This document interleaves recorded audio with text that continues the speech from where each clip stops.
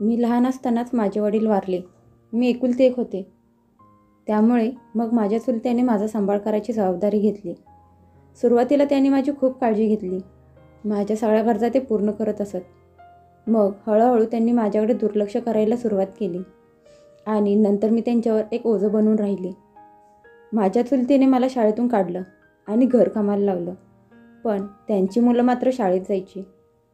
सुरुवातीला मी खूप रडायची, पण नंतर मी रडायचं बंद केलं. आता मी दिवसभर घरातली कामं करत असायची. सगळ्यांनी मला त्या घरातली नोकर बनवून ठेवलं होतं, कारण त्यांना फुकटात एक नोकर मिळाली होती. एकदा मला समजलं की माझा चुलता माझं लग्न करणार आहे. मला आश्चर्य वाटलं की ते असं का करत असतील आणि ते माझ्या लग्नाने एवढे खुश का होते. मी तर त्यांची फुकटात मिळालेली नोकर होते. मग त्यांना माझं लग्न करून काय फायदा होणार होता.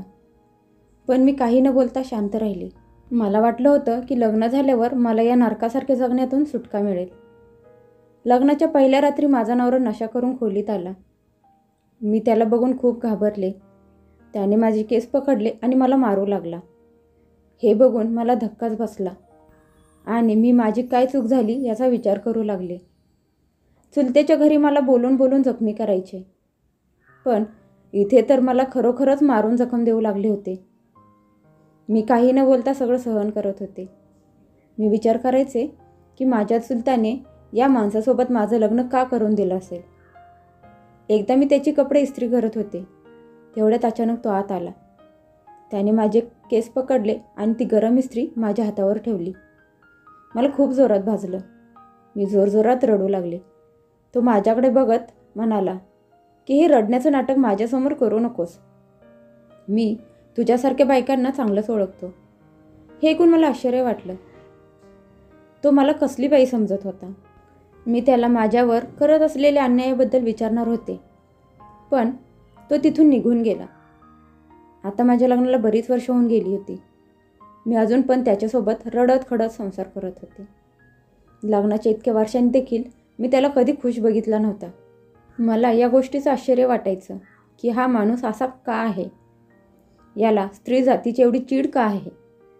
पण मी कधी त्याला याबद्दल विचारू शकले नाही, कारण तो मला सारखा मारायचा आणि निघून जायचा. त्या दिवशी रात्री मी बाहेर बसले होते. तेवढ्यात अचानक तो आला आणि माझ्यावर ओरडू लागला. इथे कशाला बसली आहेस, आणि तेही या रात्रीच्या वेळी? एवढ्या रात्री कुणाची वाट बघत आहेस? मी तुझ्यासारख्या बायकांना चांगलंच ओळखून आहे. आणि तू आज बाहेर मार्केटमध्ये कशासाठी गेली होतीस? तुझ्यासारख्या बायका फार हुशार असतात.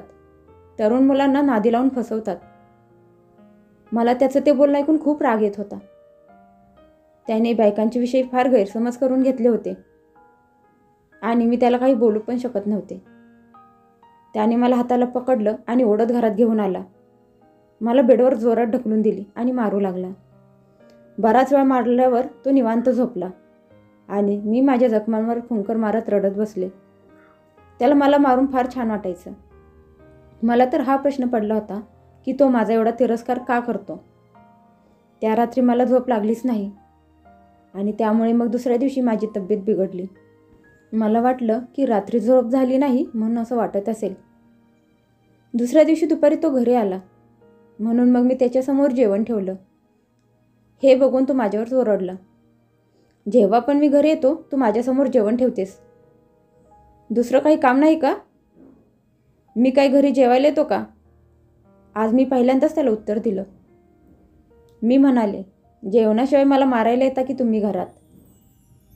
पण मला माहीत नव्हतं की त्याला माझ्या बोलण्याचा एवढा राग येईल.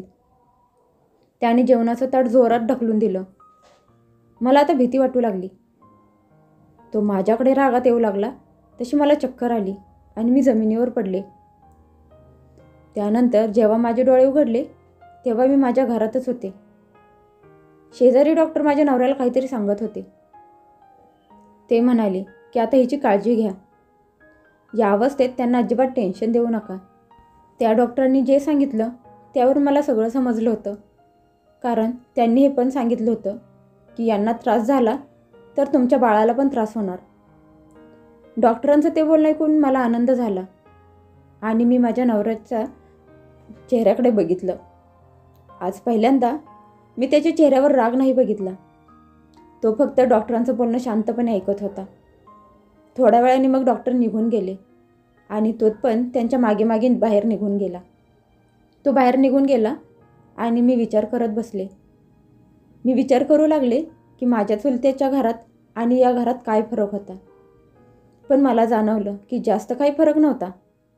पण मग माझ्या चुलत्याने माझं लग्न याच्याशी का केलं होतं, जो स्त्री जातीचा एवढा तिरस्कार करतो.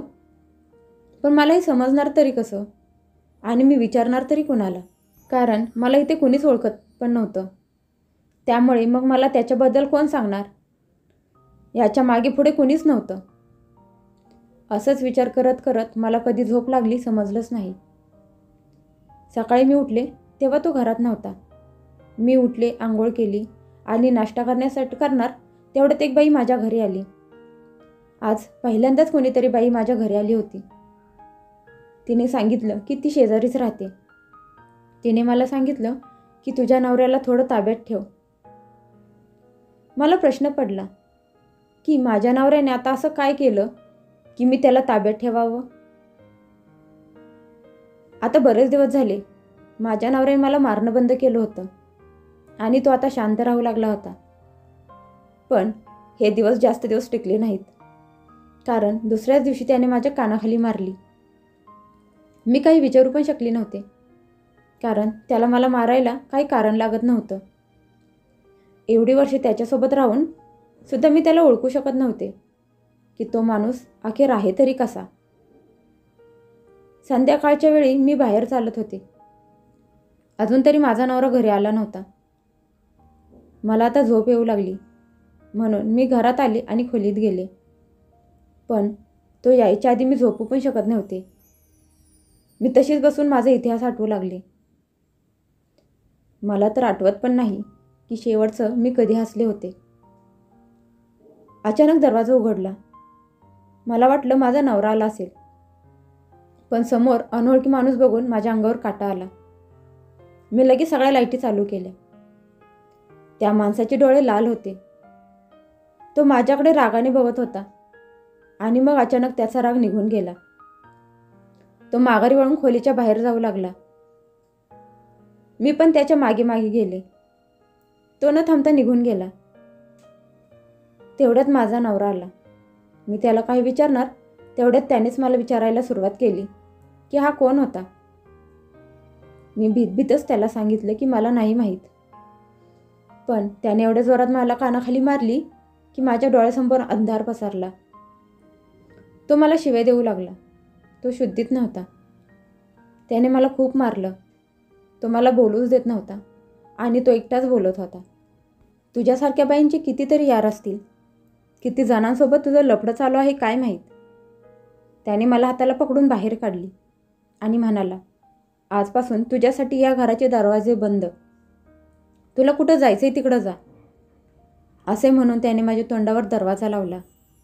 मी त्याच्या खूप विनवण्या केल्या. दरवाजा वाजवला, पण त्याला माझ्यावर जरा देखील दया आली नाही. आता मी कुठे जाणार. मी इकडे तिकडे भटकू लागले. माझ्या चुलत्याच्या घरी पण जाऊ शकत नव्हते. पण माझ्यासोबत माझ्या पोटात माझं बाळ होतं. अशीच मी जिथे मिळेल तिथे राहायची आणि जे मिळेल ती खायची. एक दिवस मग मला बाळ झालं. मी रोज इकडे तिकडे फिरून भीक मागून जगत होते. माझा लहान मुलगा खूप रडायचा, पण मी त्याच्यासाठी काहीच करू शकत नव्हते. मी त्या माणसाला खूप शिव्या आणि शाप देत होते, ज्याने मला आज दारोदारी भीक मागायला लावली होती. मला त्याची सारखी आठवण यायची, कारण कसाही असला तरी मी त्याच्याजवळ सुरक्षित होते. अचानक जोरात पाऊस सुरू झाला. सगळेजण मिळेल तिथे आसरा घेऊ लागले. मी आणि माझा मुलगा फार भिजलो होतो. त्याला ताप आला होता. मी त्याला घेऊन बसले होते. तेवढ्यात एक जण माझ्यासमोर येऊन उभा राहिला. मी त्याच्याकडे रागाने बघत होते. माझ्या अंगात जणू आग लागली होती. तो म्हणाला, चला माझ्यासोबत या. असं म्हणत त्याने माझ्याकडून माझ्या बाळाला घेतलं. मी त्याला रागात म्हणाले, तू कोण आहेस आणि मी काय येऊ तुझ्यासोबत. असं मी माझ्या बाळाला त्याच्याकडून घेतलं. तो म्हणाला, माझ्याशी नंतर भांड, पण आता तू माझ्यासोबत चल, कारण तुझ्या बाळाला ताप आहे. मी माझ्या बाळाकडे बघितलं आणि रडू लागले. मी त्याच्यासोबत त्याच्या घरी आले. ते खूप मोठं घर होतं. मी त्याला विचारलं की तू का माझ्यासोबत असं केलंस, का माझी जिंदगी खराब केलीस? पण तो काही न बोलता तिथून निघून गेला. थोड्या वेळाने तो आला आणि म्हणाला, तू तुझे आणि तुझ्या बाळाचे कपडे बदलून घे. असे बोलून तो निघून गेला. मी माझ्या बाळाचे कपडे बदलले. तो पुन्हा आला आणि म्हणाला, माझं नाव किशोर. मी त्याला म्हणाले, मी तुझ्या नावाचं काय करू? तू माझ्यासोबत चल आणि माझ्या नवऱ्याला सांग की तुझा आणि माझा काही संबंध नाही. तेवढ्यात तो मला म्हणाला की तुझा नवरा आता या जगात नाही, त्याने आत्महत्या केली. हे ऐकून मी त्याच्या कानाखाली मारली आणि म्हणाले की तू खोटं बोलतोयस. तो म्हणाला, तू पण लग्न कर. हे ऐकताच मला त्याचा राग आला आणि मी त्याला म्हणाले की तू कोण हे सांगणारा? तू माझं आयुष्य बर्बाद केलंस. मी तुला कधीच माफ करणार नाही. तो काही न बोलता त्याच्या अश्रू लपवत तिथून निघून गेला. असेच दिवस पुढे पुढे जाऊ लागले. तो माझ्या मुलाची खूप काळजी घ्यायचा. त्याला खेळवायचा, त्याच्यासाठी खेळणे आणायचा. पण मी माझ्या मुलाला त्याच्यापासून दूर ठेवायचे. तो प्रत्येक वेळी एकच बोलायचा की लग्न कर, पण मी त्याला काहीच उत्तर देत नव्हते. मी त्याला बऱ्याचदा एकट्याला रडताना बघायची. तो शक्यतो कमीच हसायचा. एकदा तो मला म्हणाला, तुला कोणाशी लग्न करायचं नसेल तर माझ्याशी लग्न कर, कारण मी तुला अशीच माझ्या घरी नाही ठेवू शकत आणि तुला कुठं जायचं असेल तर तू जाऊ शकतेस. हे ऐकून मला माझ्या चुलत्याच्या घराची आठवण आली, पण मी तिथे पण जाऊ शकत नव्हते. शेवटी मी त्याच्याशी लग्नाला होकार दिला आणि त्याचं आणि माझं लग्न झालं. मी बऱ्याचदा त्याला तो प्रश्न विचारायचे की त्या रात्री तू माझ्या खोलीत का आला होतास, पण त्याच्या नजरेत मला वेगळीच भावना दिसायची. एकदा मी अचानक पायरीवरून घसरून खाली पडले. त्यावेळी त्याने माझी खूप काळजी घेतली. तो रात्रभर माझ्या पायाजवळ बसून असायचा. तो माझ्या मुलाची खूप काळजी घ्यायचा. मी त्याला विचारलं की प्लीज मला सांगा. त्यावेळी मग तो सांगू लागला, तुझ्या नवऱ्याला बायकांचा खूप राग होता. तो स्त्री जातीचा तिरस्कार करायचा, कारण त्याला एका मुलीने धोका दिला होता. मग त्याने तुला तुझ्या चुलत्याकडून विकत घेतली. तो सगळा राग तुझ्यावर काढायचा. एकदा असंच माझं त्याच्याशी किरकोळ कारणावरून भांडण झालं होतं, कारण तो माझ्याकडेच काम करायचा. मला माहीत नव्हतं की तो ते छोटंसं भांडण एवढं मोठं करेल. त्याने माझ्या बायकोला मारलं. मला खूप राग आला आणि मी त्याचा बदला घ्यायचं ठरवलं. म्हणून मग मी ठरवलं की मी पण त्याच्या बायकोला बरबाद करून मारून टाकीन. त्या रात्री मी तुला मारायला आलो होतो, पण तुझी अवस्था बघून मला माझी बायको आठवली. मला माहीत नव्हतं की त्यानंतर तो एवढा बिघडेल. मी गरिबांची मदत करायचो. मी तुला बघितलं आणि मला आठवलं की मी तुला कुठेतरी बघितलं होतं. नंतर मी तुझ्याबद्दल माहिती काढल्यावर मला समजलं की तुझी ही अवस्था माझ्यामुळेच झाली आहे.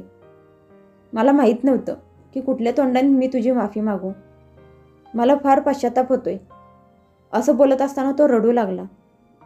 मी त्याचे माझ्यासमोर जोडलेले हात पकडले आणि त्याला माफ केलं.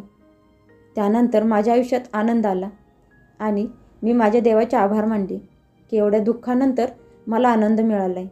आता आम्ही आनंदात राहू लागलो.